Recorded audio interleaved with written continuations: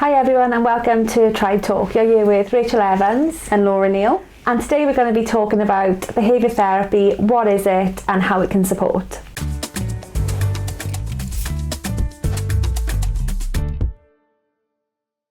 So if your child shows big emotions or behaviours, so things like aggression, self-harm, absconding, it could be that they have big emotional outbursts, you might be considering behaviour therapy. But what is behaviour therapy and how can it help? So what is behaviour therapy? So behaviour therapy is an evidence-based approach and it's based on the science of behaviour analysis, and generally it is about teaching more appropriate and more socially appropriate behaviours for some of those high emotional responses or challenging behaviours that we see. So it's about taking some of those behaviours that are challenging and then how we can develop skills or teach more socially appropriate ways for children to get their wants and needs met and to self-manage essentially. But there's loads of different ways that behaviour therapy can be applied, isn't it? Yeah, there's loads and there's lots of different behaviour therapies as well. And I think over the years behaviour therapy has been adapted so much that it now includes cognitive processes. There's lots of different things that it can include. So you can use behaviour therapy, as Rachel said, for developing skills in pretty much any area. So we would use it, for example, with social skills, emotional skills. We might use it with cognitive skills, memory skills at times as well. There's lots of different skills you can use behaviour therapy for.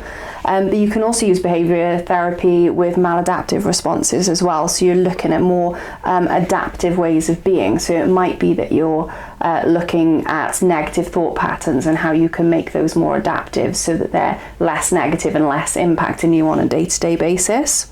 Yeah, and I think one of the most important things to recognise with behaviour therapy is that it is directive. So you're either engaging a person within tasks within the therapy session, or you'll be looking at the actions that person can take to improve whatever circumstances they're trying to improve with the therapy. Yeah, so supporting clients with some of those behaviours or some of those skills, working with children that are working on their social skills, so children that are unable to maintain friendships. We in the therapy room we might be working on some of those conversational skills, some of those, let's just call them like manners and politeness, working on all of those things. So in the future it becomes a little bit more manageable for them to make friends and maintain those friendships. Or children and young people that are engaging in self-harm. So that may look like teaching them more socially appropriate ways to manage some of those processes, and then how they can develop some more effective coping strategies to manage some of those thoughts that they are experiencing. So it can look very different. It can look really different, and as you were talking then, I was just thinking of attachment-based therapies. So lots of attachment-based therapies are behaviour therapy based because you're engaging a child in attachment-based behaviours to develop their attachment. So, and that will be very behaviour-based and it's a planned process. So you can use behaviour therapy within attachment-based therapies as well. There's just so many areas you can use it in. I think a lot of our behaviour analysts that do therapy within the clinic have that integrative approach. So have training in different avenues within behaviour therapy. We've got some practitioners that are really skilled with working with children with additional learning needs, training within ACT or cognitive behavioural therapies. So whenever we're working with children and developing skills, it's very much about understanding what that child needs and then building that behaviour therapy package around those skills. that treatment plan is very individualised. And that's one of the reasons why I love behaviour therapy, because you've got so many different techniques that you can use and you can call upon, and you can adapt them in so many different ways. You're really then meeting the nuances of each individual child's needs. Yeah. We I'm just trying to think of some children and young people that we've supported, and when we're formulating those treatment plans, it do come back to, what's our assessment telling us, what skills do we need to work on, and then how we teach some of those skills, again, is so individualised to what that child needs, and whether a sibling joins those sessions so we can practice those skills, or a family member, a parent or carer joins those sessions, because that's really important within behaviour therapy. Is we only get an hour with the children, young people that we work with. Those skills need to generalise, and that's a big component of behaviour therapy, and how we are programming for generalisation, how we building that into our treatment package, so when children then go to school, go back home, they know how to engage in that skill. So that, I think that leads us quite nicely into thinking about, there are several key components to any behaviour therapy programme. So to start off with, you'd have undertaken an assessment, you'd know what you're focusing on, you'd have your goals or your aims of that therapy, you'd have a plan. It's not a therapy where a client comes to the session and you're seeing what they bring within the session. There's always a plan with any form of behaviour therapy. And then you're reviewing as you're going, and there's always homework as well. Yes. And that comes back to generalisation, doesn't it? That it's so important to have those homework activities, and they might build up over time, so that because you can use behaviour therapy with children or adults, but whoever it is that is engaging in that therapy, they're able to practice those things at home. Yeah, so after every session, a young person would be tasked with now go home and try the skill out at home, and you'd have then conversations with parents and carers on how they can support that at home, or how they can support that in school, or let's just take data for me on this one behaviour that you're engaging in. So it gives them an idea on how they can self-monitor their own behaviour, but it can look so different, but homework is such an essential component. It is how we help children to engage in that skill outside the therapy room. It's no good if it's just happening in the therapy room. No. So in terms of who behaviour therapy can support, I think there's, like the therapy itself is quite vast ranging, who it can support and what it can support with is quite vast ranging as well. So we could be using behaviour therapy with children from really age around 4. Yeah, it depends on if we're working on skills, absolutely, yeah. But then right up to adults. So you could be, with a 4-year-old, you could be looking at social skills or emotional skills and helping to teach those skills. With teenagers, you could be working on things like anxiety or depression. We've most certainly used behaviour therapy to support with self-harm previously, and I've used it with teenagers who've got anxiety, teenagers who don't want to leave the home. There's lots of different applications of behaviour therapy, and then it's used all of the time with adults as well. I was going to say, when you sort of listed some of those behaviours, behaviour therapy is used for people engaging in those complex behaviours, and like you said, we've treated children and young people engaging in self-harm, aggressive behaviours, but then younger children as well that need some support in developing some social skills where developmental or trauma have impacted that area of development. So it can be used and it can support children as young as 3, 4 up until... Well, if you think of early, because I said 4, but actually, because we do less early intervention here, but if you think of early intervention, that can be from 2 years old. So, so it can... It can be used for children that are not meeting their typical milestones. So developmental milestones, which we see a lot, and I think this is where we see behaviour therapy being so applicable for children who've experienced trauma, because there's usually lots of delays there. So one of the things we've been thinking about is, if a child is having therapy, and this can be any therapy, thinking about what components make it really effective, because lots of those components we see in the fundamentals of behaviour therapy lots of the time. The one that springs to mind is, you've mentioned treatment plan, but also your therapy plan. Yeah. Like having a structure to that hour that we spend with a child is so important. And that may look like we're going to have some time of independent play. Then we're going to do some therapeutic tasks where we're on task and we're working through some of our goals.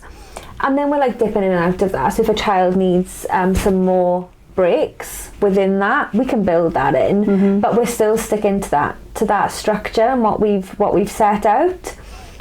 And then it even got me thinking about our therapy room boundaries. They also come under that, where there's in all of our therapy rooms, there's a list of boundaries that we keep ourselves safe, we keep other people safe.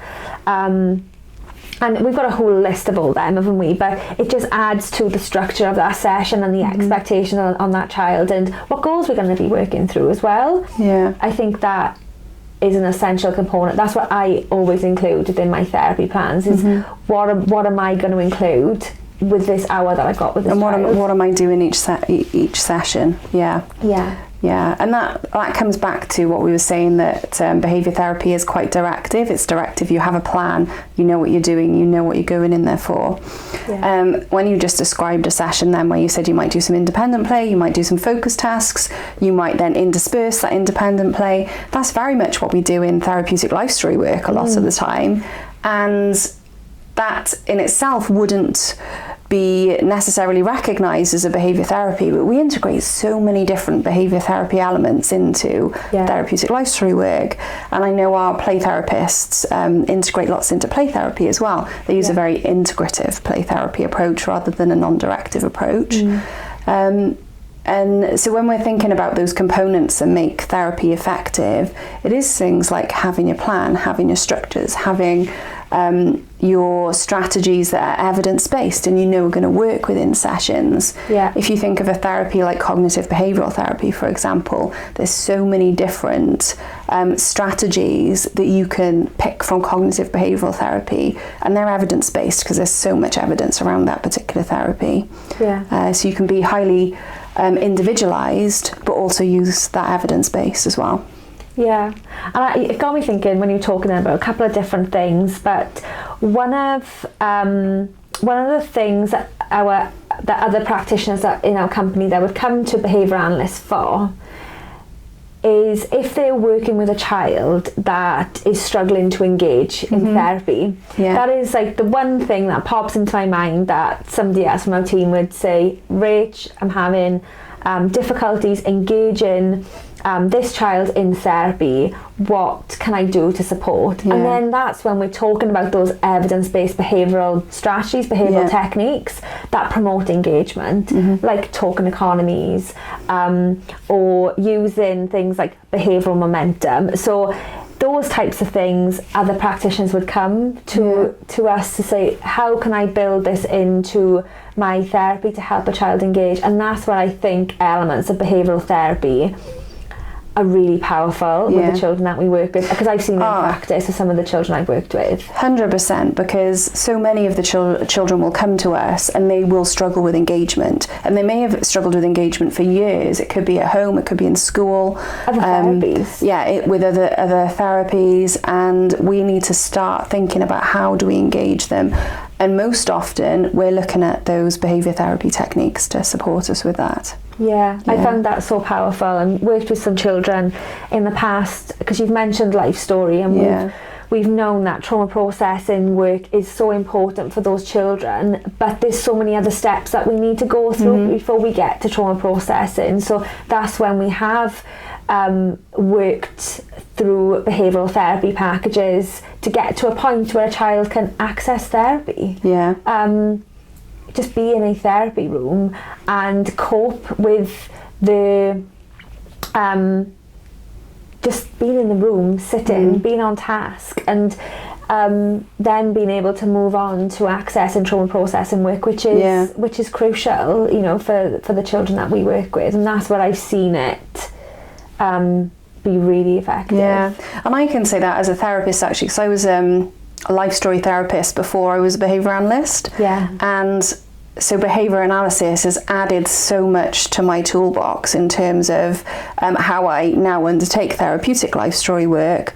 I don't have concerns about being able to engage a child anymore, because we've got so many tools to be able to do that through behaviour therapy. As you were talking earlier, because even though I would do a lot more of I typically do more of the bespoke behavioural therapy work, CBT, done lots of life story as well, and I'm definitely bringing in those elements of behavioural therapy into my life story sessions to promote engagement.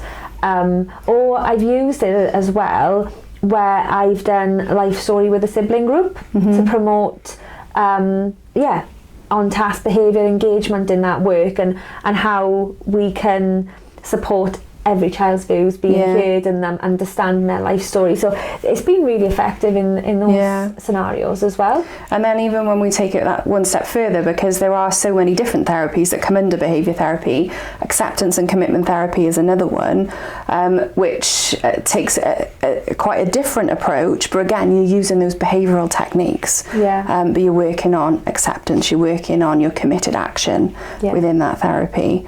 We need to get Luke on to talk about acceptance and commitment therapy, because he's got so much knowledge in that. That'll be a great podcast to tune into. But I think I think that's something that's missed sometimes with behaviour therapy, is there's so many different therapies that come under that umbrella of behaviour therapy, and that's where I find that we're so fortunate here, because we can pull on so many of those different strings to see what's going to be best and most effective for this individual child. And even it's even right from this podcast, isn't it, about what we're going to talk about behaviour therapy, because there's so much that we can talk about, and we're not even scratching the surface really. There's so much that we could really go into, which is like many podcasts down the line, but we're just talking generally about what behaviour therapy can include, what it can be beneficial for, and what behaviours that it can support, because there's so many different avenues to it. And it can lend itself, I think, to not only being a therapy itself, but just contributing to other therapies. So like we said, our play therapists will use little bits within their sessions. Life story will use bits within those sessions. It doesn't make those therapies not life story or not play therapy. It just adds some skills and techniques to that therapy. Absolutely. So Rachel, what should parents expect from a behaviour therapy programme?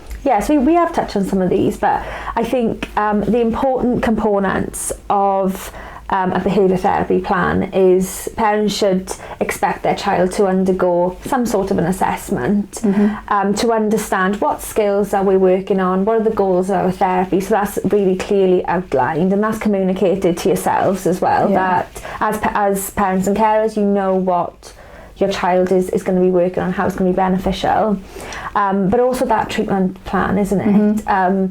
Whether sessions are over 8, 10, 12 or beyond that, there's a treatment plan. This is what each session will look like, these are the skills that we're focusing on. And then you would expect as well for your child to receive homework. We've said that's such an essential component to behaviour therapy, where whatever you're working on in the therapy room, that then needs to be translated into other contexts. So setting those mini goals outside of the therapy room is so important, and the opportunity to practice, and that's where parents and carers involvement comes in, where it's important that you're updated and there's regular reviews, so you know how your child's progressing, and the next steps of that treatment plan. Yeah, and that homework can look very different as well. So if you're working on social skills, for example, it might be to practice those social skill techniques outside of session. Yeah. If you were working more with maybe anxiety, depression or something else, it might be more of a journal that's being kept, or some more individualized like thought process activities that the child is asked to do over the course of a week, ready for the next session. Yeah, and that's why it's important that parents and carers are kept in the loop of what is expected of their child, or what they're even working on, in therapy, so they can support that at home. Yeah, that is important. So yes, a couple of those things to consider if your child's going through behaviour therapy, or they're looking to start behaviour therapy. Look out for those components, because that's what makes a good behaviour therapy package. Yeah, and definitely the homework component. So we have a question here from, it's a typical question that we get from parents and carers. It's, how do I know if my child needs behaviour therapy? I think, so as we've said, behaviour therapy is very broad. It can be used for so many different things. And I think in some respects it's a matter of choice on what type of therapy you want to be using.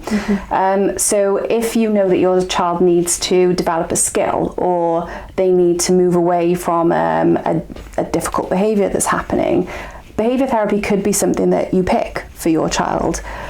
But I think it's breaking it down and deciding, is this the therapy that I want to use? Because you have options there. You could be using play therapy, you could be using something different, depends on what the challenge is that you're working with. But I think because behaviour therapy can be used so broadly, knowing that it is there and it is an option and it is an evidence-based therapy, and a good behaviour therapist will look at what is the evidence base for what I'm going to be doing with this child. How do I know it's going to work? How do I know it's going to be effective? And how do we get those like regular reviews in place as well? Yeah, and those 4 components that we spoke about in what behaviour therapy would entail, that assessment, the treatment plan, the homework, and how you embed those reviews to keep parents and carers in the loop. Those are the things to be looking out for as well if you're considering behaviour therapy as an option, to ensure that you're going into a treatment package that's going to be effective for your child. Yeah. And also knowing, I guess, that if you choose a different type of therapy, that doesn't mean that there's no behaviour therapy taking place, because lots of therapies will include elements of behaviour therapy. Yeah. But it's been good today just to talk about lots of those different elements and those behavioural elements that we include in therapy, because I think it's really beneficial for parents and carers to know what that looks like, to then understand the evidence base and to understand what's going to be effective, moving forward. So I think that's really important to understand. So the key takeaways from our podcast today is that behaviour therapy is used more than what we realise. It's embedded in a lot of different therapies, and a lot of the bespoke packages that we offer here at the clinic. But I think what's important to take away from this is that a good behaviour therapy package includes that assessment, that treatment plan, the involvement and the reviews with parents and carers, and homework is essential. So they are our key takeaways from today, and knowing what an effective or good quality behaviour therapy package looks like. So that's the end of our podcast today. Hopefully you've enjoyed. If you want to know more about trauma-informed care, then subscribe to Tribe Talk for more trauma-informed care in practice.